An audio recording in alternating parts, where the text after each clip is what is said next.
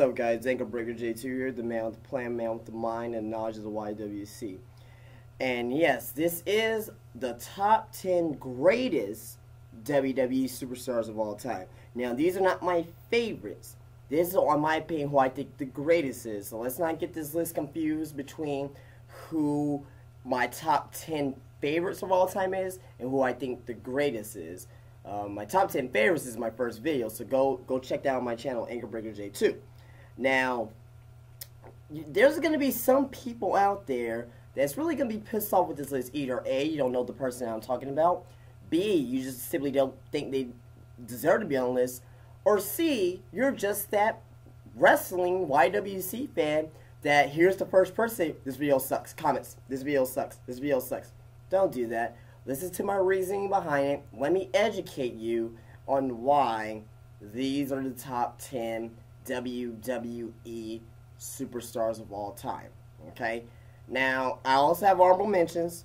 So, once I do the honorable mentions and whatnot, then you can rant and all that other shit that you like to do. Bitch and complain. But anyway.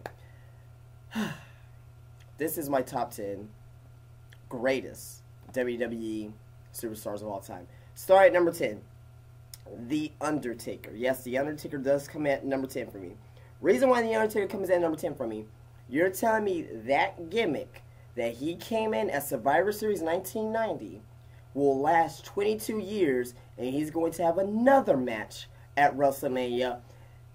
He has this undefeated streak going right now. He's pretty much like, you know, like the unstoppable force at WrestleMania, The Undertaker. He's been through guys like Jimmy Snuka, you know, Jake the Snake Roberts, King Kong Bundy, you know, Diesel, Triple H twice, Shawn Michaels twice.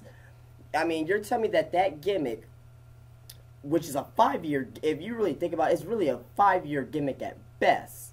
At best. You're telling me that that gimmick will last 22 years? I would never thought that. And he revamped his gimmick. He had the mask at one time when he broke his when he broke like his cheekbone or something like that. When King Mabel, aka Viscera, broke his like cheekbone. He had a mask on for a while, so it helped his gimmick there.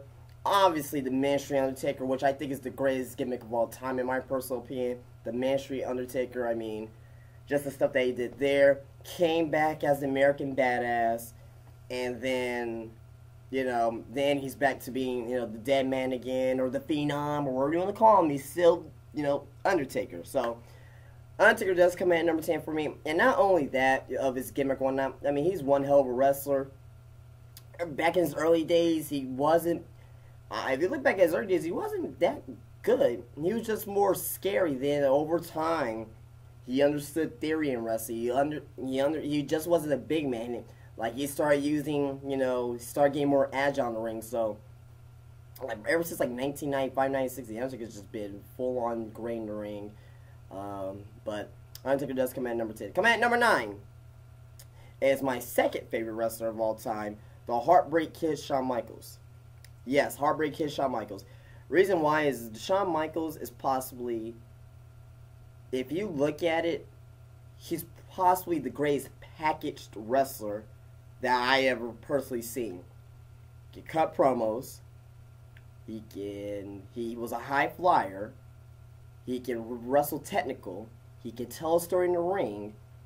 I mean, Shawn Michaels had it all. Now, a lot of people say that, oh, well, John Morrison could have been the next Shawn Michaels. Yeah, but John Morrison doesn't have the same package as what Shawn Michaels has. Shawn Michaels has everything.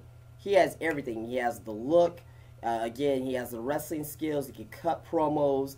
You know, I mean, you know, he became a household name, especially back in like 95, 96 when he turned face for the first time. Well, when he was a face with the Rockers, but when he turned face as a singles wrestler for the first time, oh my God, I mean, the women were all over him. I mean, and I was a kid in 1995 as well. Not only Shawn Michaels from San Antonio, which is where I live, but, you know, Shawn Michaels, every time when you see him, like, in the ring, you wish you were him, you know. You wish you had that agility. You wish you had that cockiness as Shawn Michaels. And Shawn Michaels, after his back injury in 1998, he came back in 2002, he still had it. his matches against Triple H, his matches against Chris Jericho. You know, like at WrestleMania 19, that great match with Chris Jericho. WrestleMania 20, 21 with Kurt Angle. You know what I mean? 23 with John Cena. He is Mr. WrestleMania. I mean, literally, if you really think about it, he really is Mr. WrestleMania. Look at all the great matches that he has at WrestleMania. Stole the show numerous times. Shawn Michaels does come at number 9. Coming at number 8. Now, this is where you guys are going to start typing. Hear me out. Bob Backlund. Yes, Mr. Bob Backlund does come in at number 8. If you don't know who Bob Backlund is, look him up here, look him up on Wikipedia or YouTube or whatnot. Bob Backlund is the 3rd longest WWE title holder of all time, just behind Hulk Hogan and Bruno Sammartino. Bob Backlund, he won the title like in 1977, 78. He beat Superstar Billy Graham. And basically, he was champion all the way up to 1983 when the Iron Sheik beat him. So that's about a 5-year title reign right there.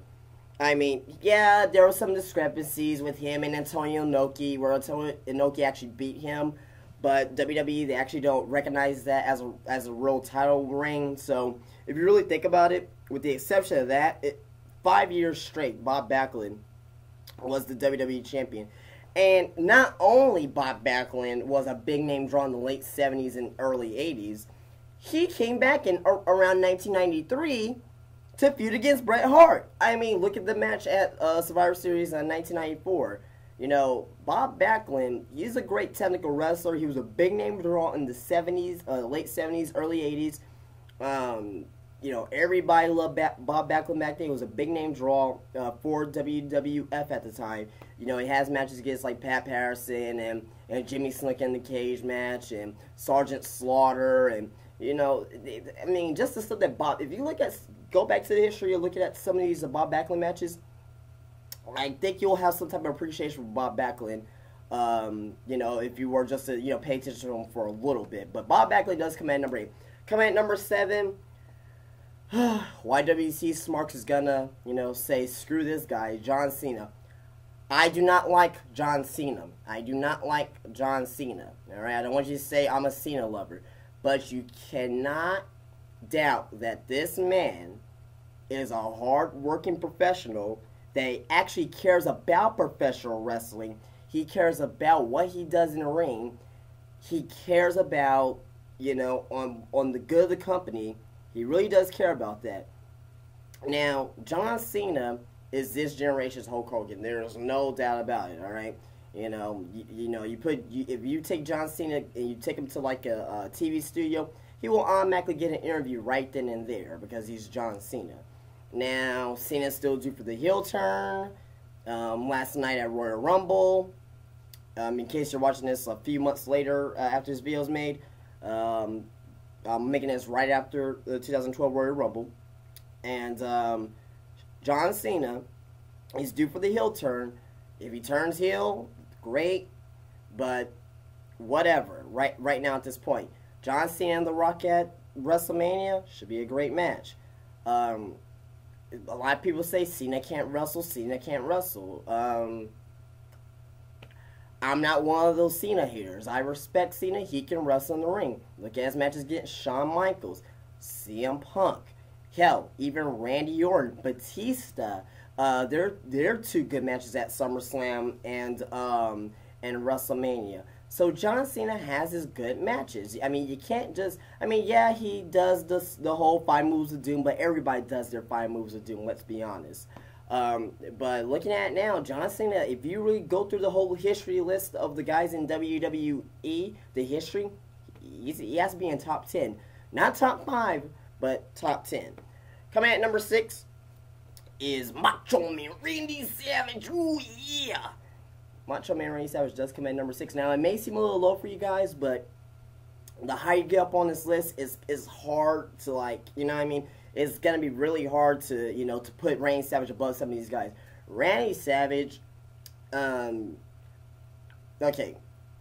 I believe that Randy Savage is definitely one of the biggest stars of all time.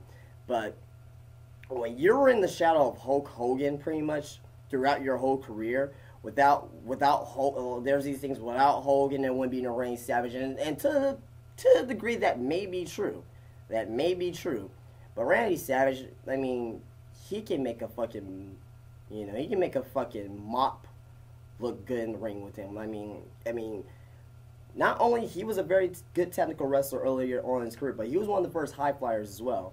WrestleMania 3, look at him between Ricky Steamboat and Randy Savage, a great match there.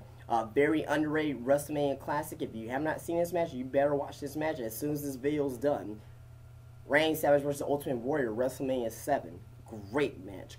Great match. It was a career versus career match, pretty much. And whoever loses, their career is over. But I'm not going to spoil it if you've never seen it, but very good match if you have not seen it. Randy Savage again, he was mainstream too. He was just about as mainstream as Hulk Hogan, the Slim Jim commercials. He was in movies, like he was in the Spider-Man movie, Randy Savage. Very charismatic and talk on the mic. He has distinct, and the voice that you heard from Randy Savage was really his real voice. So he had a distinct voice. So, I mean, Randy Savage, God rest his soul, one of the greatest of all time. He is at number 6. It may seem low to you guys, but let me go on, finish through the list here and see why. You see why Randy Savage is at number 6 for me. Coming at number 5 is The Rock. The Rock is at number 5. The Rock, just like Shawn Michaels, total package. Could talk in the ring. Could talk, work in the ring.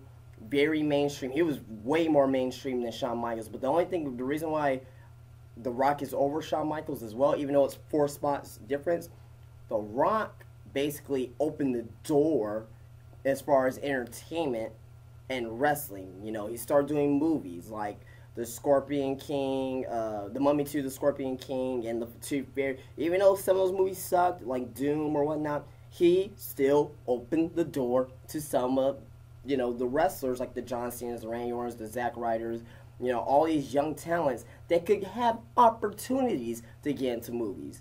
And that's not the only reason why The Rock is at number 5. The Rock got over big time in 1998. For sure, big time in 1998. Because here's the thing. People were saying, die Rocky, die in 97. And he turned heel to Nation Domination. And he became himself. And once he became himself, it clicked with the fans saying, okay, this guy... Alright, this guy, he's going to be something. He's going to be something down the road. I don't know how big he's going to be, but he's going to be something down the road. And that's what The Rock did. One of the most charismatic, the greatest talker of all time, The Rock is. Him and like I said, him and John Cena in Miami, WrestleMania 28, that should be a great story that's going to be told in that match. But The Rock does come at number 5. Coming at number 4, Bruno Sammartino. Bruno Sammartino. Some of you guys may have heard the name. Some of you guys may have heard the legend of Bruno Sammartino. This guy was a 7.5-year-long champion. That's never going to be duplicated again. No, it should be. Because, times are different now. But a 7.5 years, you're world champion. And on top of that, that was his first title reign. The second title reign they had was additional like 2.5 years. So, Bruno Sammartino, he was the first megastar in WWF. He is the first megastar to come to WWF, take the torch, and challenge NWA, AWA, Florida Championship Wrestling, or Championship Wrestling for Florida, I should say. It was actually CWF at the time. And, Sam Mushnick in St. Louis as well. Challenged all those territories, and he basically took the WWE title and made it possibly the strongest world title at the time, next to the NWA Championship. So basically, you had Bruno Sammartino, then you had guys like Luthez and Dory Funk and Terry Funk, and you had those guys, the Jack Briscoes as well, not really feuding against each other, but they were rivalries from each other promotions. Bruno Sammartino, and not also was he was such a great champion, he was good in the ring too. Look at some of this stuff back in the day. And now some of you guys, you may be like, But just look at, he's one of the most technically sound wrestlers that I personally ever seen.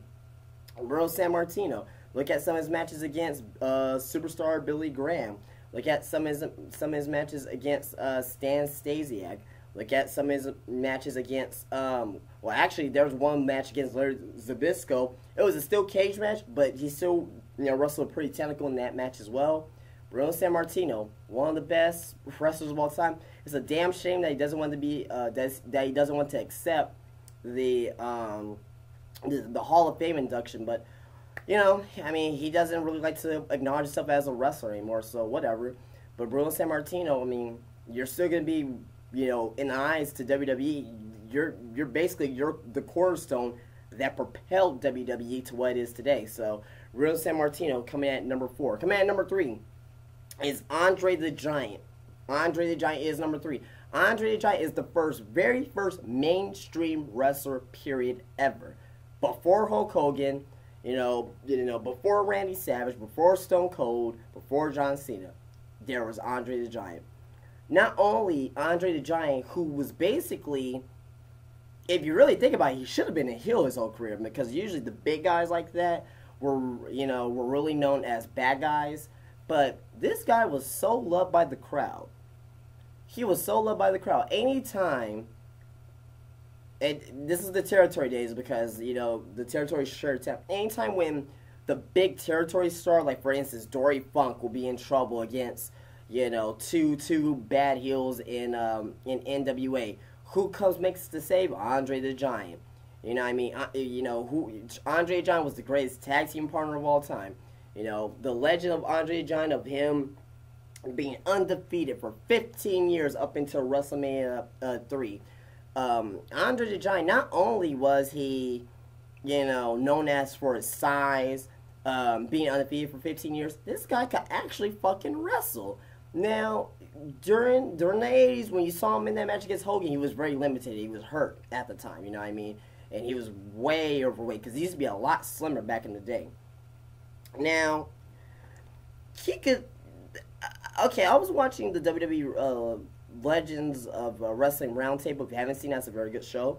Andre the Giant, they show Andre the Giant footage of him doing a drop kick off the top rope. Andre the Giant, one of the biggest wrestlers of all time, as far as size and height, doing drop kicks off the top rope. Unbelievable. Unbelievable what this guy could have done.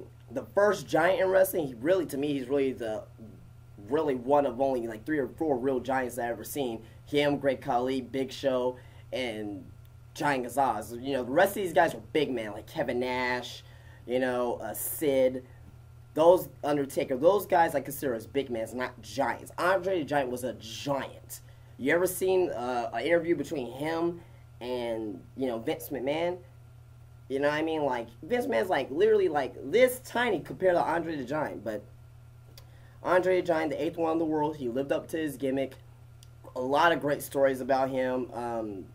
If you only heard, little rumors about Andre the Giant on how great he was in the wrestling business, he's one of the biggest stars of all time. And he's probably arguably the second or third biggest star in the wrestling business. And again, some of you people out there do not agree with me, but if you look back at the history of wrestling for that time period, he is one of the greatest wrestlers of all time, and he's one of the biggest stars of all time. Andre the Giant, number 3. Coming at number 2, Stone Cold Steve Austin. I mean, what else can you say about... Everybody knows who Stone Cold is. He came in 1996 as the remaster to WWE. And basically, Ted DiBiase left. Now, they didn't know what to do with Stone Cold, so they said, just let him be himself. Which led to King of the Ring 1996, Austin 3:16. Then after that, his feud with Bret Hart. Then after that, WrestleMania 13 against Bret Hart. After that, a huge rocket up his ass to the Intercontinental title. Broke his neck at SummerSlam. After that, won the Royal Rumble, won the WWE title at WrestleMania 14. It's just, he was being built up. Stone Cold, one of the biggest stars, the biggest merchandise seller ever in wrestling. Stone Cold Steve Austin is the biggest merchandise seller. John Cena, I think John Cena's catch up to Stone Cold, but Stone Cold, the biggest merchandise seller. You know, he made wrestling popular again when wrestling was shit from WWF at the time. All right, WCW was killing WWE, WWF, and they're about to make them go out of business. The two people that made WWF the way it is today, Stone Cold and The Rock. But Stone Cold, he was the first one that was there. He was the one that was most over. He was the one that was selling the tickets, their merchandise. You know, he was on pay-per-view posters.